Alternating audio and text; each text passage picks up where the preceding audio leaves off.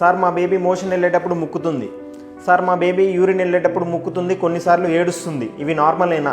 ఇవే డౌట్స్ మీకు కూడా ఉన్నాయా? అయితే ఈ వీడియో ఎండ్ వరకు చూడండి. హలో ఎవ్రీవన్, నేను మీ డాక్టర్ ప్రణీత్ రెడ్డి. మోషన్ అనేది కింద నుంచి బయటికి రావాలంటే మనం దానికి కొంత ప్రెషర్ అనేది ఇవ్వాల్సి ఉంటుంది.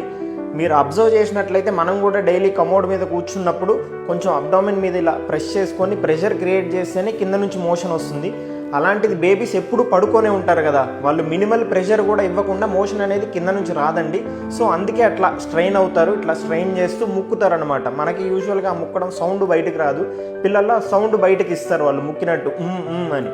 సో అలా చేస్తేనే కింద నుంచి మోషన్ వస్తుంది వాళ్ళకి, లేదంటే రాదు. అండ్ కొన్నిసార్లు ఒళ్ళు కూడా ఇలా విరుచుకుంటూ ఉంటారు, అది కూడా ఫ్రీగా మోషన్ కింద నుంచి పాస్ చేయడానికి. అలా చేస్తున్నారని చెప్పి మీరేదో బేబీకి ఇబ్బంది ఉంది అని చెప్పి ఫీల్ అవ్వద్దు.